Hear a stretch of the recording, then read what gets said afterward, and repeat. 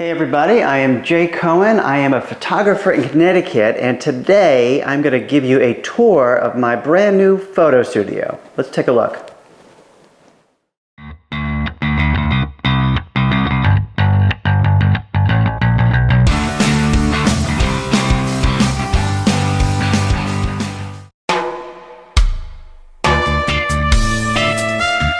Hey everybody, welcome to my channel. For most of you that have seen my channel before, you know that I am almost always outside. I'm doing landscape photography, architectural photography, but I recently moved into a new house. It was a house we built in Connecticut. We lived in Westchester County for 26 years. And we bought some land a while ago. We designed and built our brand new house in Connecticut. And as part of the design, I negotiated in with my wife a photo studio. It sits above a two-car garage. In fact, here's a picture of the house. I circled the photo studio. So it's a decent size. You could see behind me. It's just one big open room. And then I started to get equipment for it, lighting, backdrops. I'll give you a tour of everything I did.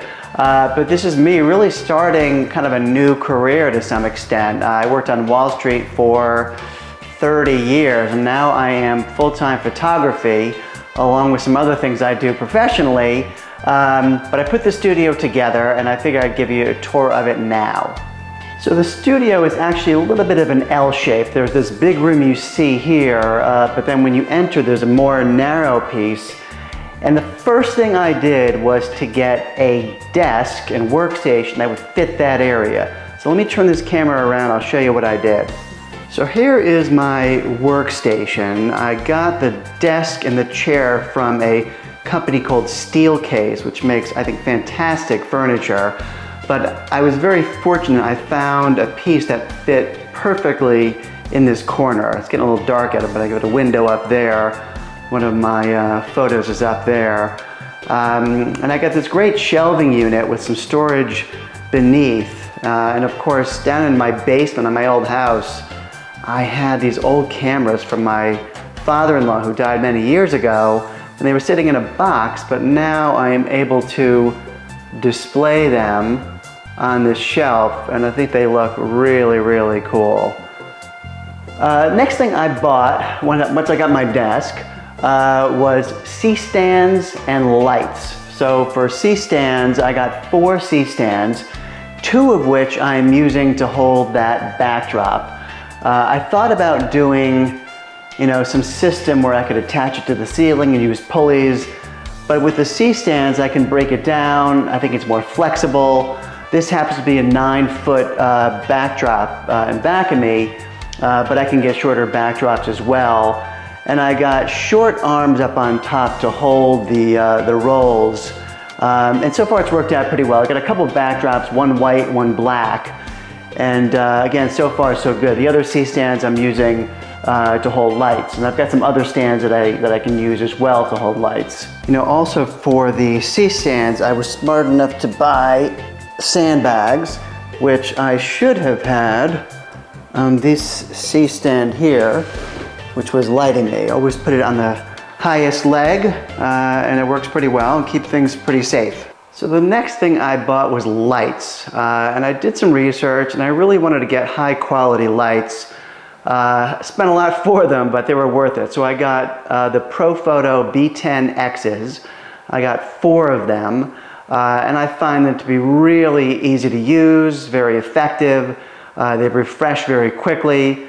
And so I ended up going 4 of those, which so far has been pretty good. I may get some smaller ones as well, but so far these are working out quite well. So of course the C-Stands came with these main rods that extend up.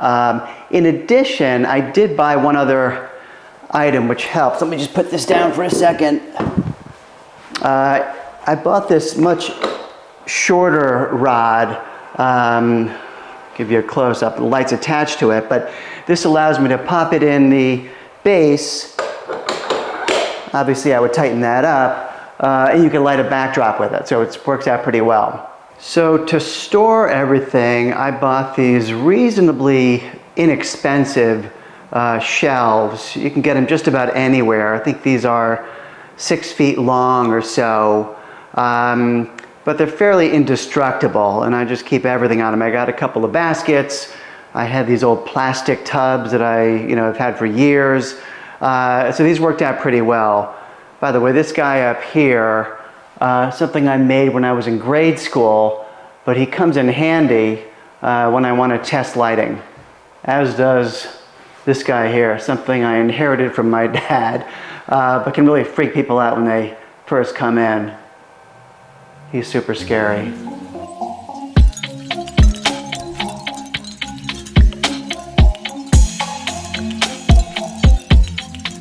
As far as lighting modifiers, I really just bought probably 3 or 4. I bought a beauty dish from Profoto, which is actually on the light that's lighting me up right now. And then I bought a softbox, a 2x3 softbox, which I keep up on the shelf. I bought a grid for that as well. And then I also bought a snoot and a grid and some gels, just if I'm going to focus the light or obviously change the color of the light. Now, I already did have a number of umbrellas, shoot-through umbrellas, reflector umbrellas that I had been using. Some of those date back 30 years when my wife used to do photography with her film camera. I did buy one extra reflector umbrella, but it's really big, a 7-foot umbrella with a scrim as well, in case I want a really big light source and a soft light source. Last thing I bought from a modifier standpoint was a V-flat. Sorry, it's down here. I just bought one just to see if I would like it. I will probably buy another. I find it comes in super handy in the studio. I've shot outside a couple times. It comes in really handy as far as a reflector or a flag or even a backdrop. So that's worked out pretty well. So a couple of other things that I bought. I did buy some clamps. They're great to hold the backdrop on the light stand. I bought a roll of cinefoil, which I've kind of used mostly as flags for my lights. And then from Tether Tools, I did buy a tether cord and a device that kind of holds the cord on the bottom of my camera so it doesn't get tugged off. I just started tethering when I'm shooting. I'm still getting used to it, but so far so good. Hey, before I forget, I do want to mention that I have a new book out, a self-published photo book called Moving Pictures. If you have an interest in the book, it's $85. If you're interested, just message me or put a comment down below. Give me your address. I will pop it in the mail to you. I've had a great joy putting it together. I'm getting nice feedback on it. I don't have a ton left, but let me know and I'd love to get you one. So as far as furniture goes, you could tell I didn't get a lot. I wanted to leave this room nice and open. I did buy this leather couch. I think it was from CB2. And I bought these ottomans, kind of furry ottomans. Those are really cheap from Target. And I could use those when I'm posing a model. They want to sit down. Those come in pretty handy. And this I'm using, if someone needs to have a seat or if I just want to read, not a bad place to hang out. I did buy this, let me just pull it out, you can see it better. This metal, really step stool, but it's kind of modern and cool looking. It's handy when I'm, again, setting up the backdrop or for having someone to sit on when they're posing. Now you will notice I've got some pretty big windows in this room. I've got one that faces to the west and one that faces to the east. So in the morning I get a lot of light, coming in that window. In the afternoon, especially in the summer, I get a lot of light coming in that window. I did install blinds, automatic blinds, both a blackout shade and a solar shade, so I can cut down on the light when I'm working. Obviously, I want to have my lights do the work, not the outside light. But if I want to use natural light, especially in the morning and the afternoon, these windows come in really handy. One other good investment, by the way, was this Sonos speaker. The rest of the house has speakers in the ceiling, and I just didn't want to do it for the studio, so I had this Sonos speaker that I can hook up my phone to and blast some good music when I've got someone working here with me.